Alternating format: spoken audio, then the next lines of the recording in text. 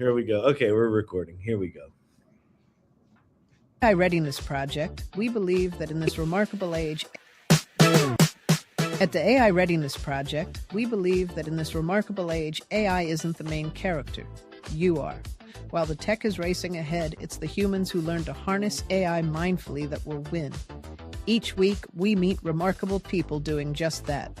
Join Kyle Shannon, tech leader and AI instigator, and Anne Murphy, fundraiser and AI consultant, as they lead the conversation about staying grounded, growing smarter, and leading with what makes us human.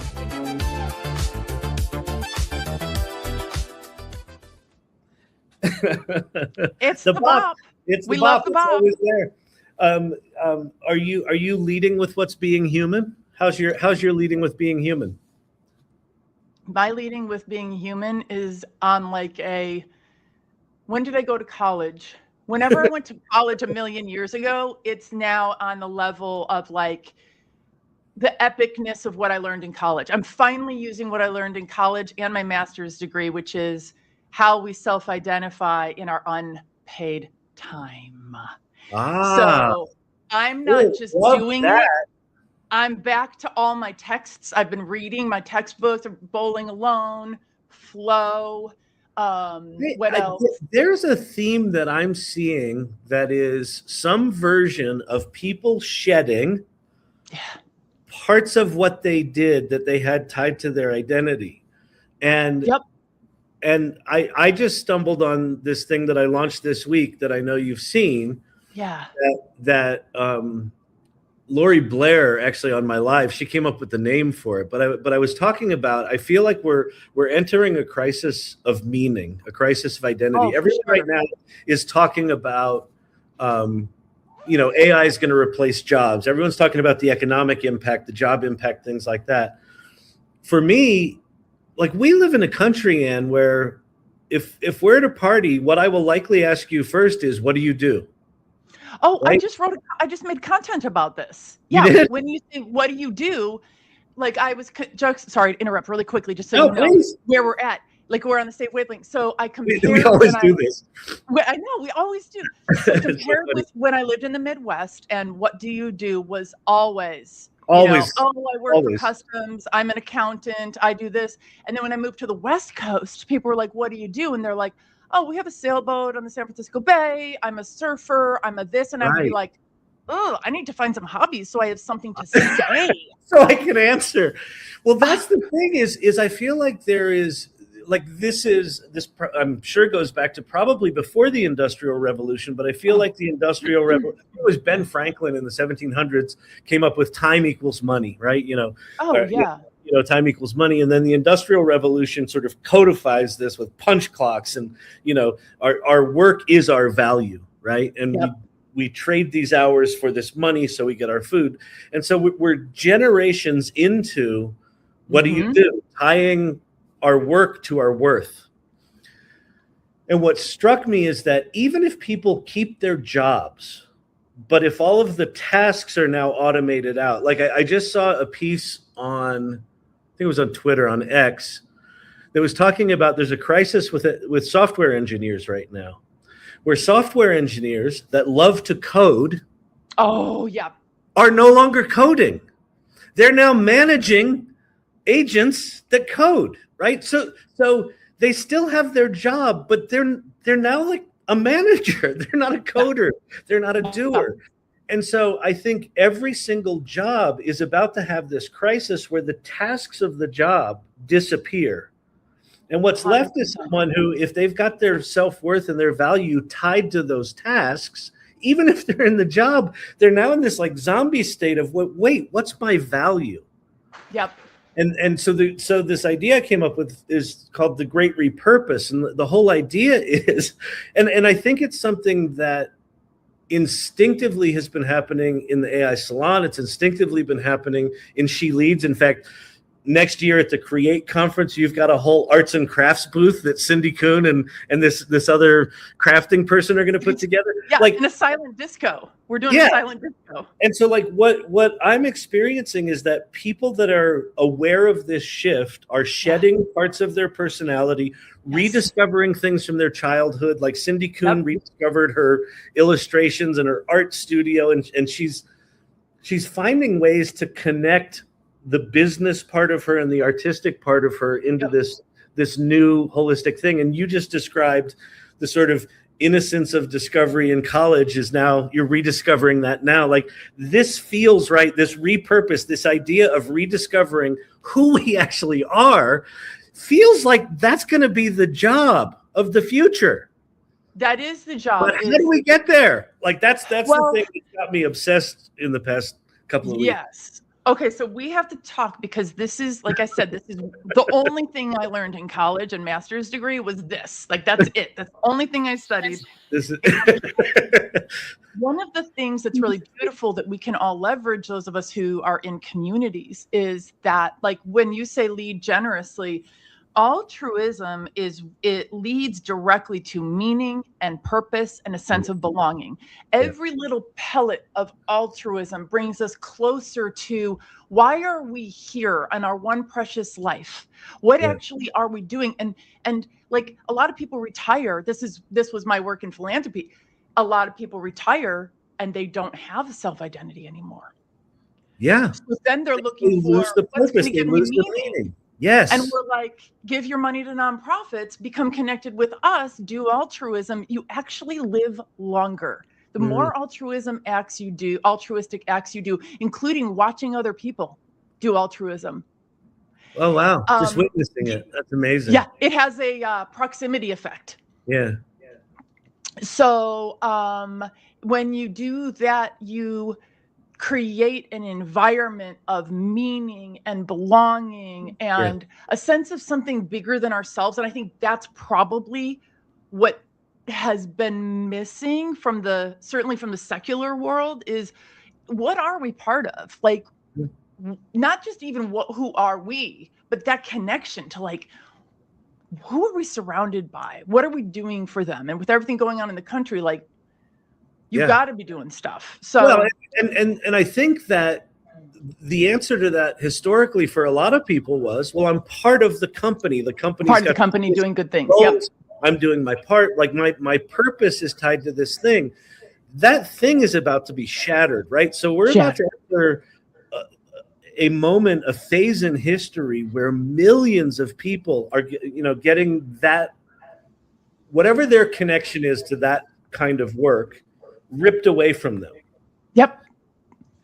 And they may or may not even be aware that they've got work tied to me. It was funny when I was writing the Great Repurpose article that I launched on Sunday. I was like, oh, there's nothing of me in here. Like, I don't have a personal story. And I was like, okay, so what's my relationship with work? And I thought, like, when I'm at networking events, or even if I'm at parties and someone doesn't ask me what they do, they say, tell me about yourself. Ooh. My answer is, oh, I'm the co-founder of this, CEO of that. I'm like, I'm an artist, right? I've written a flippin' musical. I've got a degree in acting. Like, I know what it's like to be in touch with who I am. Yeah. But my answer to that is my job. And I'm like, hideous. I'll tell you the thing that kind of melted my face and my soul recently was on my live. I asked Liz Miller-Gershfeld to come on my live and talk to me about, how do I turn this thing that I do every night, which is kind of this habit, how do I turn this into a daily practice? And she told me a bunch of stuff. And then she said, okay, before I leave you, Kyle, I just want you to ask yourself one simple question. What do you want more of? Yeah. And it crushed me. Oh. It crushed me. Because it's like, I don't know. It was like this thing of like, I don't know that I've asked myself that for real in a really long time. Yeah. And so I think that's the thing that people are going to be confronted with. If you get this meaning sort of ripped away from you and you're left with, well, what do I actually want? That's actually a hard question. It's so simple, but it's quite simple. to be able to answer it. It's simple, but it's also really, really complicated because it's in our DNA, it's in our nature and our nurture, and societally, we put value on time and productivity only because of slavery. So, right, time, productivity had to have a value to the slave owners, right, to the enslavers. And so when you think about divorcing yourself from what we have historically thought of as the value of time, that's a motivator, right? Time does not exist for me, fortunately, and because of extensive privilege, time does not exist for me to be sold to something or somebody else. No longer. Maybe when I was an employee, but now my time, there is no value. You can't put a value on it. Like, it's about decision and meaning and discernment. I will decide how I'm going to spend my time and the amount of meaning that brings me. And if it's not, I honestly have been getting really clear on that. Like, you're in a really lucky place. And I just think, I think that the translation of that time equals money from back then, translated into corporate America. The education system is about creating workers, not independent thinkers, not critical thinkers, right? It's about creating people that are willing to put in the time to deliver the value. And so that's the thing. So anyway, that's the thing that has me obsessed lately, is that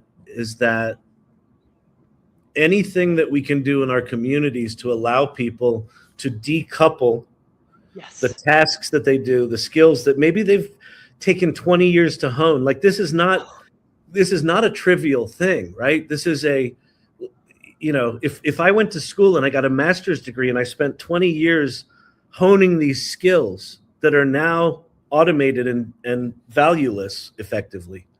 Yeah. I'm left here with what, right? And the answer is actually, you're left with a lot, right? You're left with, here's how I think, here's my integrity of work, here's, there's all sorts of value that you have. But if you have it tied to the tasks and those get stripped away, that's where I think this crisis is going to live. I agree. And okay, couple of other things for the audience members. One is that we historically are very bad at deciding what future you should do with time. One of the classes that I took in high school actually was bowling. And the purpose of the bowling trip was not to teach us how to bowl. It was to teach us how to walk into a bowling alley, talk to the people, get your shoes, score the thing. We got scored on how we scored. So we learned how to make decisions and do the things that allow you to do something wholesome in your unpaid time. Wow. I don't know how, probably because we were in a bougie school district. I don't know. But we see that still. I think actually that's the most important life skill that we can develop for people is how do you plan leisure activities? Because those muscles just aren't there. I'll tell you what. Yeah. I think jobs of the future, I think, people that are good at that stuff, planning that stuff, their value is going to go way up. Like that, those are going to be good businesses. 100%. 100%. How do I do this? How do I not be the work? and to give it's a scarcity mindset reason to figure it out, but figuring it out is important because when we have unobligated time, there's something called purple leisure that happens, or compensatory leisure, where we make bad choices about what to do with that time.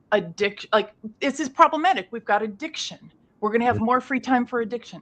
Unfortunately, we have domestic violence. There's more time for domestic violence. We have doom scrolling for forever and a day. If we are left to our own devices and we don't know how to choose the things that bring us purpose and meaning, and get on the horn or get a reservation or plan ahead for a trip, it's a year and a half, right? Yes. So then and you can start really small. You can start with taking a walk around your block and noticing that your neighbor has a new Japanese maple, right? That, it turns out that we've got 4 people who have chickens in their front yard. I wonder what's going to happen with that. Yeah. You know, oh, the daffodils are coming up. Like, all you got to do is, the hardest part is between the couch and the doorknob. You get to the doorknob and you walk through that door, and you can be having an enriching experience. It doesn't have to cost money. It doesn't have to be a huge vacation. Yeah. In fact, that's the trap. That's the trap. You have to make it frictionless. Yeah. It reminds me in AI Festivus when Sunday Williams came up and she was like, "Hey, I just got done feeding my chickens." My chickens. You know, she's out feeding her chickens. And it's like, oh yeah. And it's one of the things that I'm seeing in the AI salon in the Mastermind Practice Lab. So all the people that are designing their daily practices, as they start stripping things away, like they're slowing down, they're getting more simple. So the freneticism of trying to keep up with AI is sort of drifting away. They're discovering who they are, what's important to them. And a lot of the things that are important to them are things that they've lost and they're rediscovering. Yep. And then they're bringing AI back in a more intentional way, but in a much more calm way. And that simplicity feels very right. Well, why don't we talk? I got to say one more thing. I got to say one more thing about my own practice. So you probably didn't see it, but I painted a My Little Pony that somebody else drew. And awesome. It is so bad, but I don't care, because Mrs. 𝗧𝗲𝗹𝗶𝘀 told me that I would never be an artist. And now I have a paintbrush, and I have paint, and I have a piece of paper. So there, Mrs. 𝗧𝗲𝗶𝗀. But one of the things that I am doing that has been a real unlock for me, that's very analog, is I'm doing a handstand, not a headstand, a handstand a day for 30 days. I love it. I've seen your TikTok videos. Turning myself upside down. That seems beautiful. Apt. Yeah. But I mean, but that kind of thing, there is something about, like, as people are slowing down, it's triggering. Oh, you know what used to make me happy? And if it's handstands, do some flipping handstands.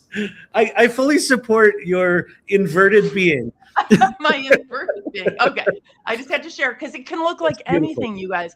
It can look like painting. It can look like sitting. It can look like petting your dog. But to take notice, like, of your breath, of your environment, name things like, say, oh, it's a philodendron rather than it's a plant, right? Observe your world like an author would. Yeah, it's beautiful. It's really good. Well, let me talk quickly about the AI Salon. Yes. So the AI Salon is a community. We're now about 4,000 AI optimists, we call ourselves. But more importantly, what's emerging in the AI Salon is kind of a subset of the community of people that are really taking the time to just be. That they're understanding that AI is a piece of this, that AI is going to precipitate a lot of this change. And they're trying to figure out, well, wait, who am I? And you know, increasingly, like, that feels like the job. And so that's what we're all about. And so we're working on ways. So within the AI Salon, we've got a thing called the Mastermind, which is an area of people that are stepping up and leveling up their game and connecting with one another and starting daily practices. And we're now creating a space for the Great Repurpose. We're going to figure out what that looks like and what it is and what that's going to lead to. So if you were looking for that kind of community, that's what we're about. And please check it out. And with that, I know you've got some special. But I just want to say more about the practice lab, because this is a moment, people. This is it's so otherworldly that I just have to think that this might not be able to last forever. Maybe it will, but people who are on the fence or mildly paying attention to it, join the Mastermind in the AI Salon right now. You do not want to miss the one that's tomorrow, and that's next Thursday, and the following Thursday. Well, we have this week off, and so it's I forget what the date is, but the next week we're starting a new cycle. So we do these in 10-week cycles, and the practice lab is people that are designing and starting and maintaining a daily practice for themselves. It's changed my life, and the first cycle, a lot of stuff has shifted in my life as a result. So amazing. Thank you for that. And Amanda, you have some stuff going on in She Leads. Tell us about that. I do. So we are a year in, and looking back at what we accomplished in 2025, pretty much on vibes, like on the universe sending us people. Yeah. And we accomplished just an I think it was a really, little more than that. I think you might have had something to I do had something, with it. But, I had something to do with it. It was vibey. I get it. What we did not have is any data. Like, we're just like, where are people coming from? I don't know. So we're going through a little process of, really evaluating what is serving the community, what we could sunset because it's just like not doing it for people potentially.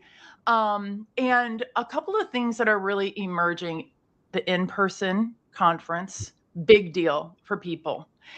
People seem to like knowing that the in-person conference exists, even if they don't come. It's like, oh, this is an organization that does stuff like that.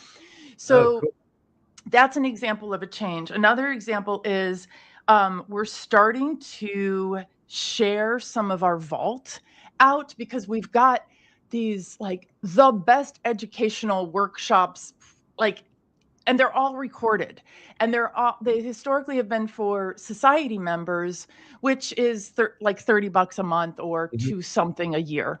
But we're starting to leak some of them out because they're so high quality that we feel like we shouldn't hoard it.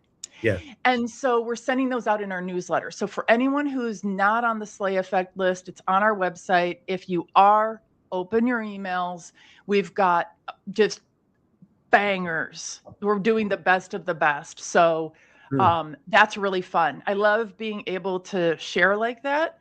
And then one more thing to highlight is, as we began to really understand who was flocking to us, we understood that we needed to create a certified AI educator program, which we're in our 3rd cohort now, and it's going gangbusters. There's an internship, et cetera. It's the bomb. It's becoming kind of an incubator because all the other cohorts from before want to spend time. It's just delightful.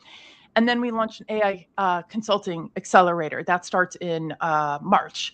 And that's for people who've been kind of dabbling, who may be subject matter experts, who are ready to consider putting themselves out there to work with other organizations, primarily small, medium-sized businesses and nonprofits, although we do have a couple Fortune 500s, putting themselves out there to work with organizations to tackle AI adoption. And included in all of that, in both cases, is the instinct to help women make money, because the way that women spend money is better for communities than the way other genders spend money. So the more women which who become gender? the women who make this one? No, women who make bank improve our communities. The money stays in the communities. Yeah, so we're not just do we want people to be wealthy and change their families' lives, but we also want to be the rising tide that lifts all boats. So the cohorts are there. They're the shit. We're always talking about them. DM me, find out. Get it. Really important stuff. Well, speaking of which, I mean, our guest today, Noelle Russell, I'm so excited to have her. This is she's been at this for a long time. I think a lot of the stuff we're talking about today is stuff that she has probably deeper knowledge than I do. I'm kind of a week into my big epiphany, so I think she may have some thoughts on this. But why don't you tell the folks about Noelle, and then we'll bring her up here. Yes. All right. Let me just read a couple sentences from her dossier. Noelle Russell is a multi-award-winning technologist, a best-selling author, a prominent AI executive with over 25 years of experience in the tech industry. She's founder and chief AI officer of the AI Leadership Institute, an organization dedicated to empowering businesses and individuals with knowledge and skills to implement artificial intelligence responsibly. That's just the top line. Under that are, developing, working in Amazon, doing a TED Talk, launching a community, and just being a force for good in our world. Yeah. And absolutely, if people don't follow her, it's Noelle Russell. You must follow her and pay attention to what she's doing, because what she's doing, she's like a year or 2 or 3 ahead of everybody. Yeah, she's from the future. She's from the future. This is She's Noelle, dropping in from the future. Hello, Noelle. Welcome. Hello. So glad to be here. And the future is bright. So that's so good. I'm so glad we like talking to time travelers, and especially the future is bright. So tell us who you are. Absolutely. Super excited to be here. Thank you for giving me, the space. I'm like so entranced by so many. I wrote all these notes down by what you all were just saying, because I'm like, we're the same. We think about the same thing. I love it. And so it's so cool to be here. My journey, I always mention, I always say it's really important when, in the age of AI, and I actually say even before that, to start with the who, not the what, right? Like, and that's exactly what you were talking about. Like the who allows you to really tie into like your value. Like, why do you do what you do? And my journey into the world of AI started actually, and really my journey into technology started with my son, who's now 20 years old. But he was born with a condition known as Down syndrome. And so he was my firstborn. I didn't know anything about anything.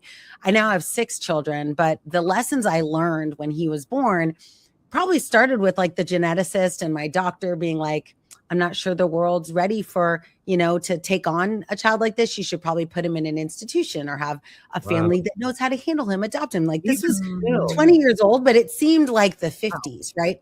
Yeah. And there were 2 things that were true about me then that are true about me now. One is that I survived the first time the world was going to end. You all might remember Y2K, right? So that's how I got into tech. I realized like tech was kind of my superpower. That's where I found a lot of joy, to your point earlier, Kyle, like my value is kind of like embedded in my ability to use technology.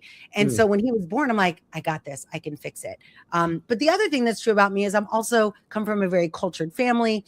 And when that doctor was like, the world isn't kind to humans who have this condition, the world isn't kind to adults or children, like the world just isn't nice to kids who have Down syndrome. You don't want to do this. And I know people are still giving this advice, which shocks me, but it put me on kind of a tear where I was like, well, if that's true, I'm going to go work at the biggest and best companies.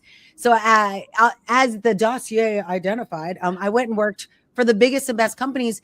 But this is something I always want, everyone listening to the sound of this, session, is that I handcrafted my career. I decided where I was going to work. I, set an intention. And my why was very big. So I was willing to put up with a lot of nonsense to get there. But I ended up at AWS as a cloud architect. And I got an email from Jeff Bezos. And he invited me to join Amazon Alexa. And I was employee 10. So I was an early employee, but I was also the only mom. I was the only caregiver taking care of my dad.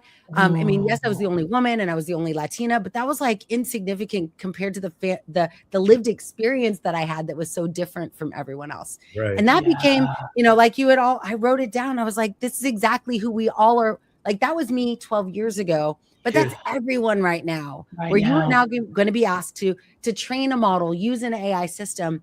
And your lived experience means you're going to use that differently than everyone else. But that is actually their superpower.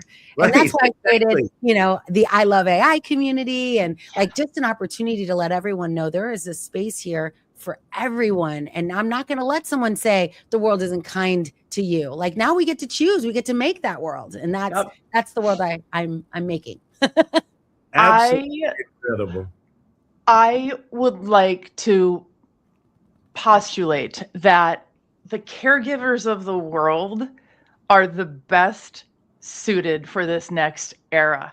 Yes. There's no problem that cannot be solved when you caregive somebody who you love. And the world, in a world that is thought to be, or maybe the narrative is, it's not kind. My mom died of Alzheimer's disease and she was young. She was 50 when she was diagnosed. And so trust that the world is not ready for a young woman to have Alzheimer's disease. So I've been through that. And I can tell you that all those lessons that I would have loved to have never learned, they all matter now. Just like what you've experienced with your son over 20 years. Every single one of those things comes into play now.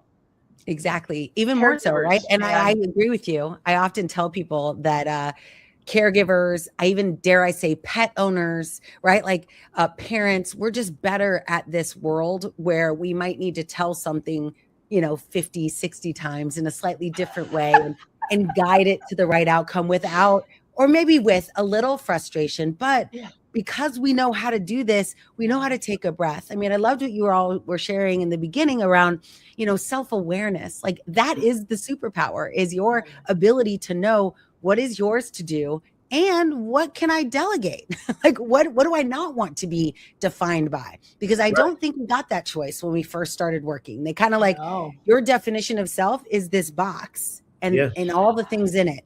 And now we have ultimate control, right? Of what that is. But like you said, Kyle, it is very emotional when you're like, wait, I don't even know which ones I'd keep and which ones I'd give away. Right. Well, and AI is gonna force some of the things you give away, right? It's going to force it. What people talk a lot about is AI is going to take this away, but we also get to use the AI to bring some things back. I talk about this idea of aching gaps, which is we as humans, we all have gaps. There's things that, we can't do. There's also things that we can't do that we really want to do. And now with AI, we can. So if you could do anything, right, what would you choose to do? And that's the question I think is actually a really hard question if you're not in touch with who you are. So it sounds like your sense of self, it sounds like you had some really good, powerful parents there that teed you up for success in your life. So I feel like, you were given a massive gift of that. What's been your experience over the past 12 years or so that you've been focused on this, of people that may not have that self-awareness? What's the key for them opening that up? What's the key for them navigating through not being aware to being aware to then, Absolutely. I think it's fascinating because, for example, last year I got invited to speak in an AI summit hosted by a company called Mindvalley. And Mindvalley is an organization that is known for manifestation and gratitude and, Wayne Dyer, Tony Robbins, like that vibe, not technical, but they knew early that they needed to empower. I mean, the best people to empower, it's people who are self-aware, who are on a journey of personal development. And that is what I created a company 10 years ago called AI Leadership Institute, because back then when I was talking to the biggest executives and biggest boardrooms in the world, I was more worried that the people leading those companies did not know what the leadership skills to manage an organization that would bring on AI. And now I'm seeing the unfortunate reality of what a lack of leadership looks like, right? I always say, like, if you are laying off people who have worked for you for more than, let's say, 10 years, you don't get it. Like, you don't realize that the AI systems you're building are not going to be perfect at the beginning, and they'll be even worse 3 years in. And the only one who will know what's good for your business are people who know your company, who care about your customers. And oh, wait, in year one, I let y'all go. Oopsie.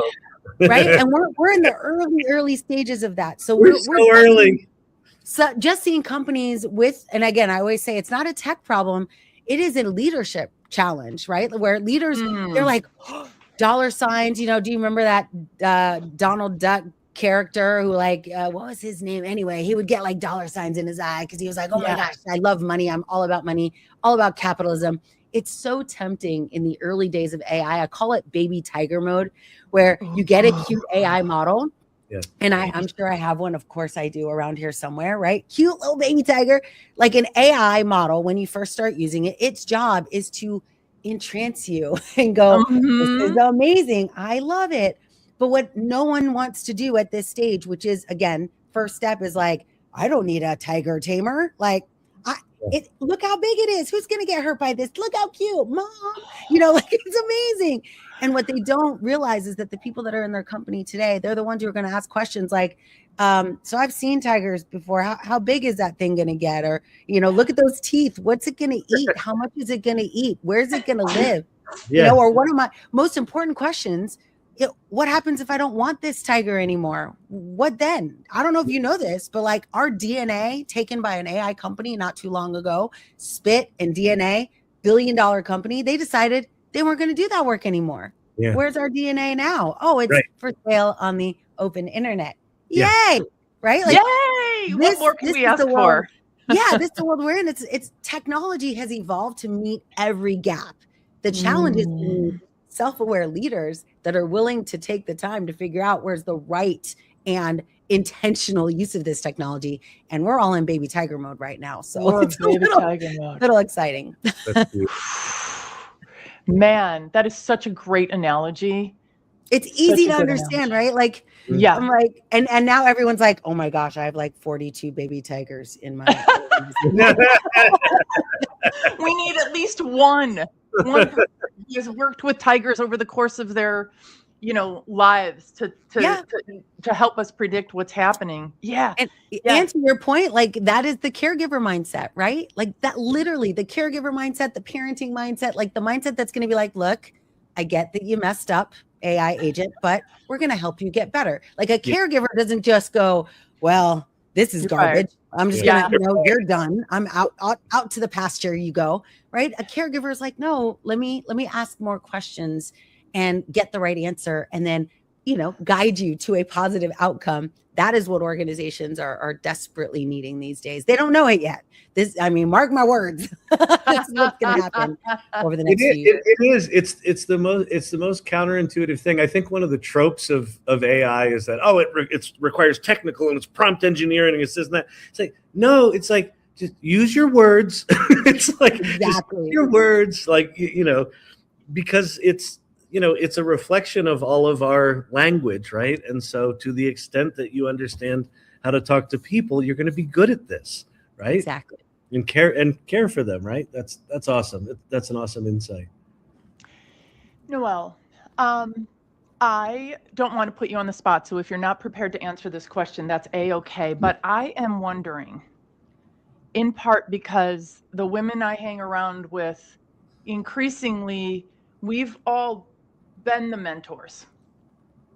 We've poured in, and that is so important. And maybe some of us were lucky and we had somebody or some ones pour into us.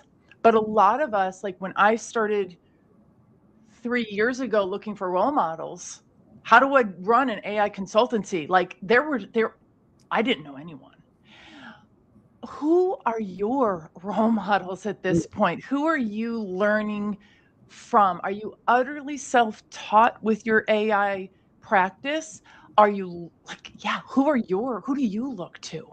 Okay, this is a great question. And I love being put on the spot. So this is awesome. Okay, perfect. But one of the challenges, and so I have been doing this work for a long time. One of the challenges is just systemically people who are just like you, who are female, who are successful.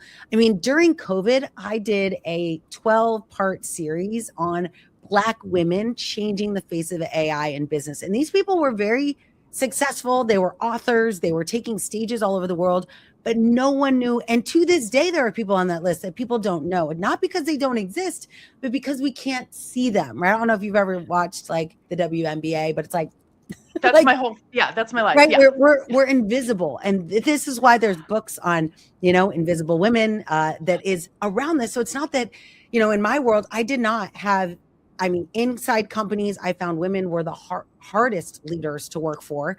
I almost every woman I've ever worked with or for has not been one to be like, let me put my hand on your back and guide you up. It was more like it took me my whole career to get where I am right now.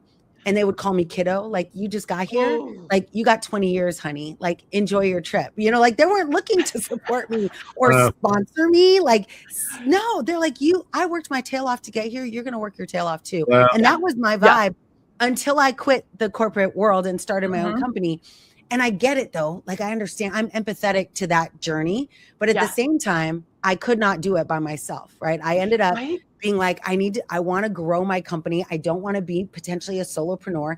So what I did, and this is what I encourage those of you who maybe haven't found that person in your office or in your company or even in your small circle, is that I looked for people who are who I wanted to be 5 or 10 years from now, which first thing that means is that I have to think who I want to be 5 to 10 years from now. Ooh. I have to have clarity on what is my goal. And I am an ambitious person. I have a leadership framework called Lamplighters. And of course, it's an acronym. It actually came from Ben Franklin. So I was super excited to hear you mention it. But at the end of his autobiography, he mentions like, have 12 principles that you focus on every year. and you can focus on one principle, right, a week per quarter, and you get to basically get better at 12 things 4 times a year. And it's like this little algorithm. Cool. And so I love it. And so I built Lamplighters, which happens to be a 12-letter acronym.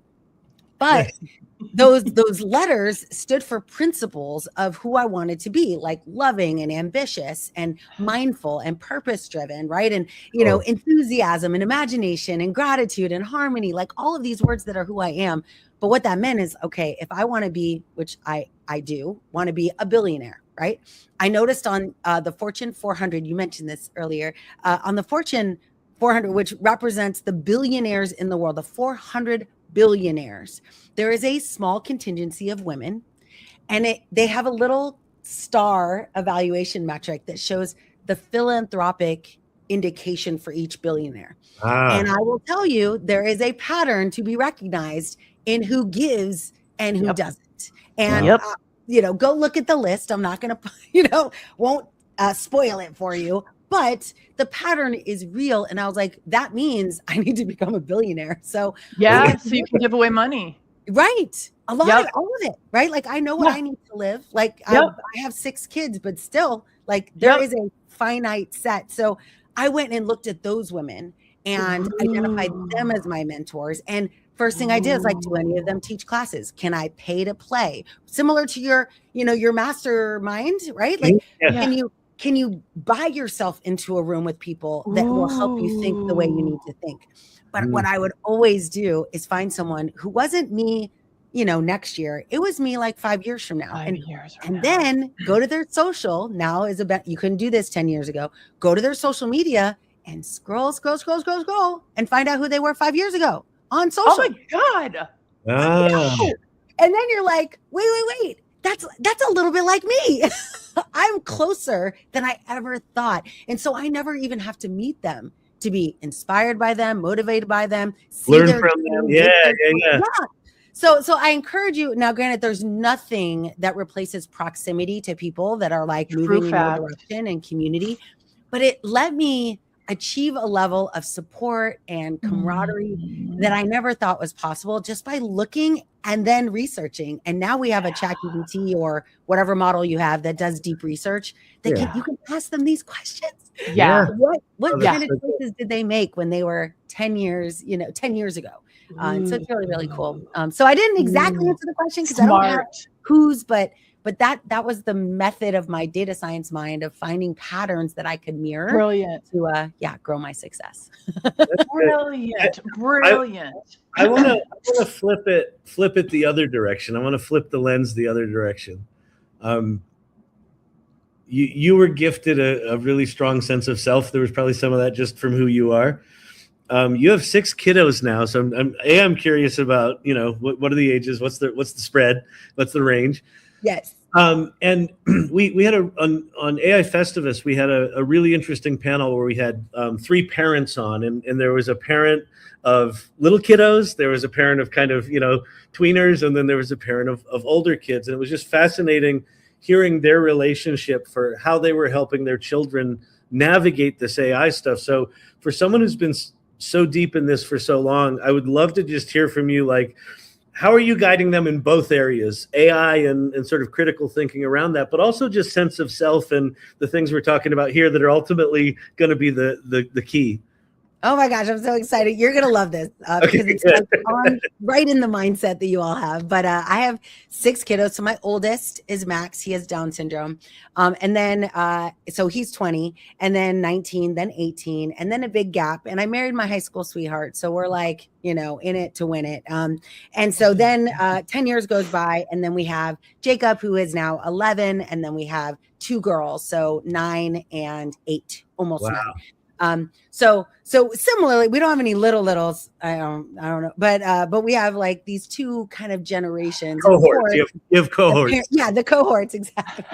Cohort living. And so these 2 cohorts, I love that, is very, very different because of course who I was, the parent I was different than I am now. And the technology was different 20 years ago. Right.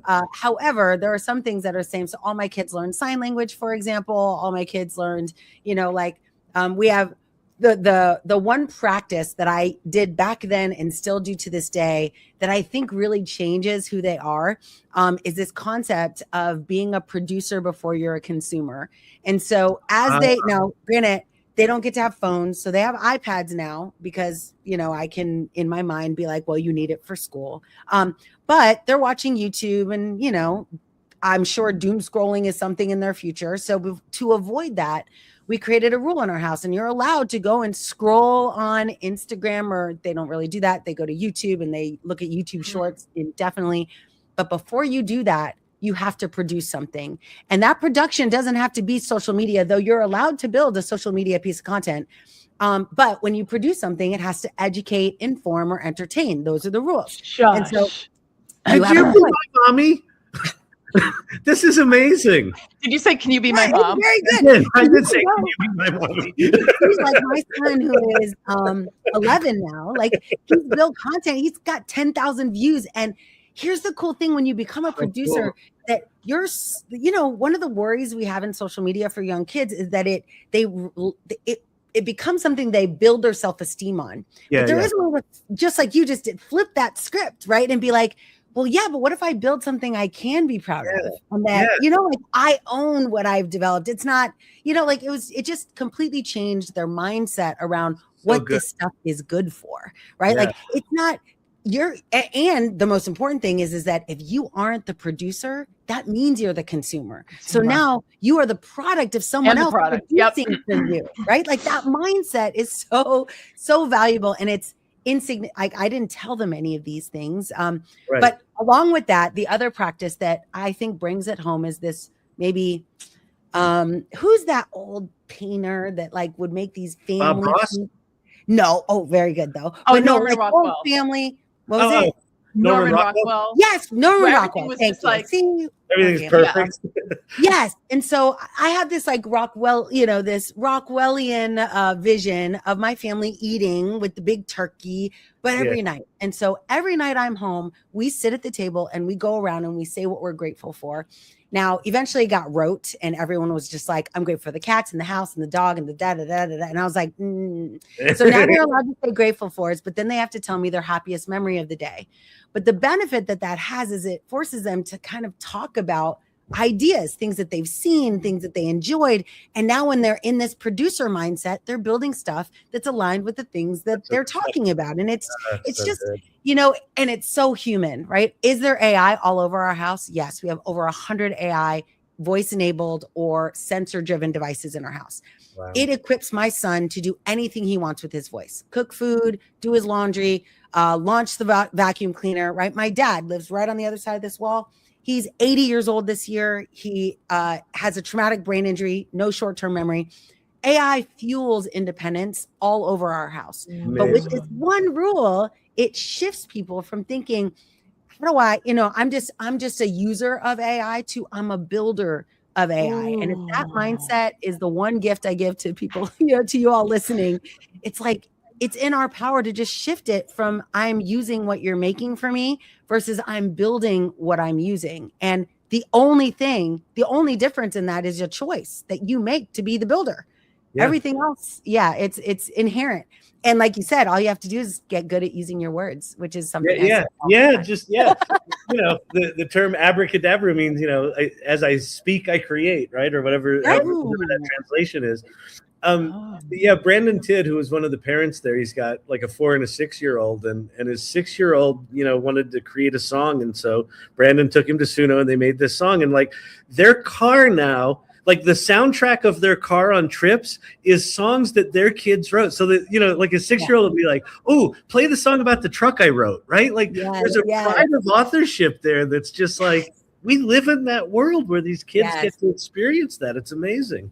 Yeah, during Christmas, my husband made a country song about our family. And but he, like, now there are services where you actually, it's the human plus AI, right? Like AI is going to tell our life story, but it's going to give it to a human country singer who's now going to bring life to it.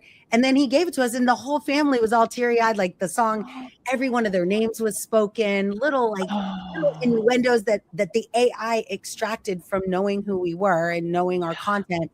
It was just so beautiful, but it was a combination of like AI generated by itself, but like having a human, like a country singer, sing about our family, even though the script was written by AI, it was a really beautiful combination. Wow. Yeah, That is so cool. Like we're in a whole new world of gifts, by the way. Oh my God. Yes. Personalized, hyper-personalized gifts that make people cry. Like, let's go. Exactly. Yeah. What's next? Ooh, I know that very few of our audience members, because there aren't very many people who are as advanced as you are, don't have 32 agents working for them. May you please talk about that, what that's like, what that's all about, maybe a little bit about your decision-making process, because this is taking candy from a baby, Noelle. We don't know how to do this. Absolutely. Yeah. So my journey, I've always worked at companies. I always tell people that I have never voluntarily left a company, but I've only been fired once. But that just means like eventually they just, they put the squeeze on you and they're like, it's not really working out. You could choose to leave or you can wait it out and we'll eventually get rid of you. And so I always took the writing on the wall.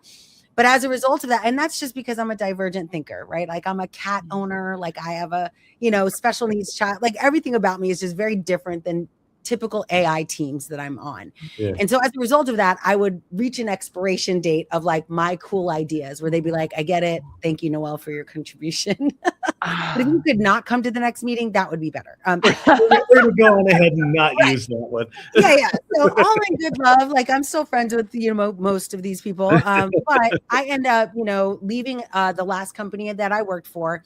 And I was like, this is a pattern. Like the pattern is they say they want what I offer, which is a diverse perspective on how to build AI systems that serve everyone. But what they really mean is they want the idea of it, but they don't want to change anything. They don't want to change their behavior. And so I was like, I'm going to start my own company.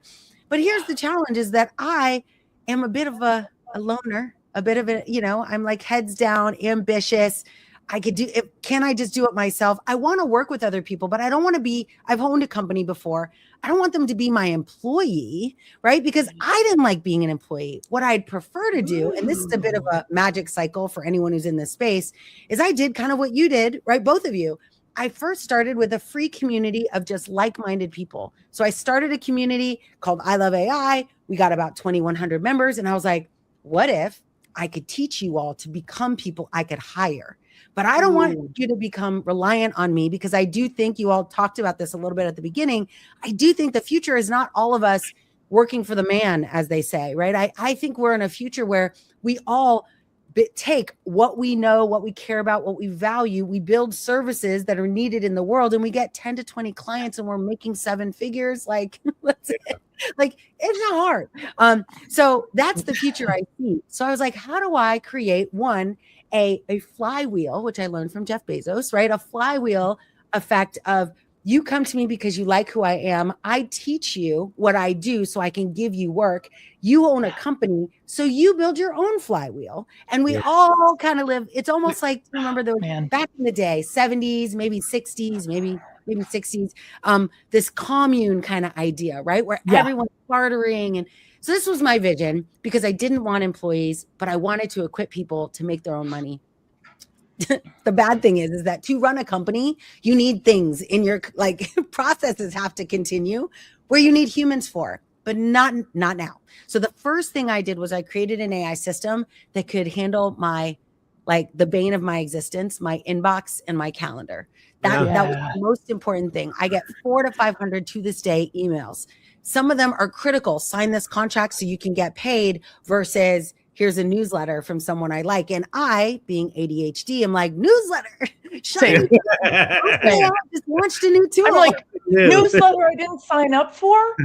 Thank you. I will now be reading this for 45 minutes and then go down all the rabbit holes instead of signing the thing that gets me paid. I cannot have those in front of me. It's probably very foreign to many of you. However, this is like a real challenge for you. So I implemented an AI agent that just did that. But then I was like, all right, if I could do that, wouldn't it be cool if I could use the stuff I'm getting in newsletters and the information coming from the market to actually build social media content, not publish it for me, but I wanted just to like image generation, things that I'm not strong at and that I actually don't want to do. But that it's not like I hired someone and I'm letting them go. Like I literally am just trying to do all the things Just myself. like crank it out.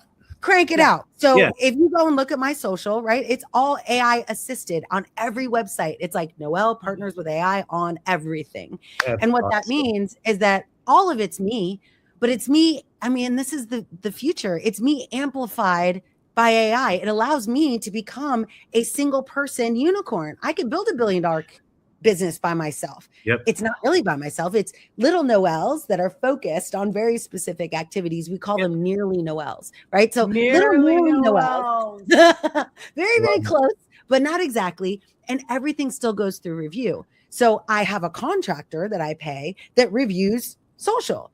Now, I don't have to pay them to build it. They're actually probably not even that great at building it, but they are good at looking, is everything spelled right? Is it on brand? You know, like they're my validation. And we kind of started earlier in the backstage talking about like building an AI for that. Maybe one day I'll build, you know, all of my systems will have AI monitors.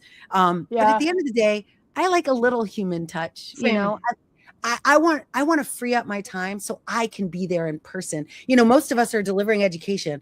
I don't want that to be nearly Noelle teaching a class. Like that's always right? Yeah. It's always going to be my vibe and my like haphazard quest. I go on little mini quests all the time. Like, I'm like, I know we're talking about this, but real quick, it's like that's me. And that's why people like, they like my vibe. They like what I do.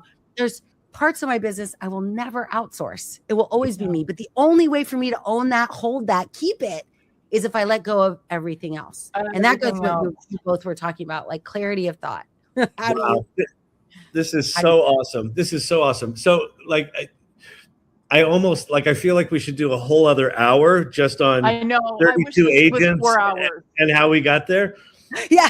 But I want you to sort of abstract it all away. Let all of the details fall away. And this is a question we ask all of our guests, and I feel like you are uniquely qualified to answer this. What does AI readiness mean to you? And then the sort of nuance to it is, what would you say to someone who's maybe looking at this like, she's got agents, what the hell? Like, how do I use ChatGPT? If someone's just getting started, right? So what does AI readiness mean to you? And then what would you say to someone who's just like, where do I even start? Yeah. So first, AI readiness in my book is a set of principles. And those principles are pretty simple. One, you are now in a world where you can be a doer, not a talker, right? So many people are talkers and like, you know, went from nothing to AI expert overnight. But what differentiates you from a readiness perspective is your ability to actually do. And I don't mean do at the enterprise level, do for Coca-Cola. I just mean, have you put your fingers on a keyboard and asked it to do something for you?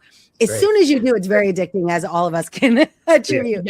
But be a doer, not a talker. Show versus tell. Every time you talk about something, have a prototype you can demonstrate what you're thinking. There are products like Lovable and ChatGPT and Gemini that can help you visualize something that you were mentioning it earlier. I call it, instead of the gap, it's bringing back the backlog. Like, what are all those ideas we had 10 years ago that were just impossible? But now I could just use my words and be like, what does this kind of look like? Now I can show it to someone. I can give it to an engineer and they're like, oh yeah, I could build that for you. Right. So like, be a doer, not a talker, show, don't tell. And most importantly, learn by doing. Get into a community, find your people. We're all out here. You just have to commit to 1 hour, maybe a week, of just getting in a room. The benefit of that room is like when you join, right, the salon or She Leads AI or any of these communities, you'll find out there are people just like you in there. And then they're going to do something and you'll be like, well, if they did it, maybe I could do it. So yeah, that's what I think readiness is. Like, just beautiful. Start doing. Start doing. Stop talking. And it's so right. The experts overnight thing, one of my colleagues wrote about it on LinkedIn today, and I rarely repost, but I reposted it with my thoughts because I've been on social media hiatus for a little while, and I came home and it was all those overnight, oh, now you're an AI expert. And they all, like, it's not hard to see through, right? But if you're a nonprofit, which is my industry, if you're a nonprofit looking at so-and-so saying blah, blah, blah, you're like, ooh, that's the path, because how would they know it's not? Those folks are going to be a challenge for us because they're not at all talking about the fact that it really takes the human component. They're talking about buy this, buy that, right? Yep. But for audience members and our friends and our community members, it's so important to understand that, you know, comparison, first of all, comparison is the thief of joy. Don't worry about what those yokels are doing, because they're going to fade away, because no one's going to care about blah, blah, blah tool in a heartbeat, right? They're going to care about meaning, purpose, togetherness, enrichment, enjoyment of being around other people. And that's what's going to make AI what we all hope it will be, right? That's great. Benevolent. That's the direction. Yeah. We want to go in. Yeah. Yeah. Well, Noelle, this was absolutely amazing. Thank you so much. You're like such a beacon of light, and you're doing remarkable things in the world, and with your kids too. Like, seriously. Thank you. Yeah. Thank you very much. You're Yes, I mean, dang. that's the nice thing is knowing we all woman. exist, right? So thank you for putting this together, letting me be here, and introducing me to all of your amazing people. So thank you very much for this. It's been really amazing. I can't believe how fast the time went by. It went by so fast. So amazing. Thank you so much, and take care. We'll talk soon. Thank you. Bye, everybody. Okay, bye-bye.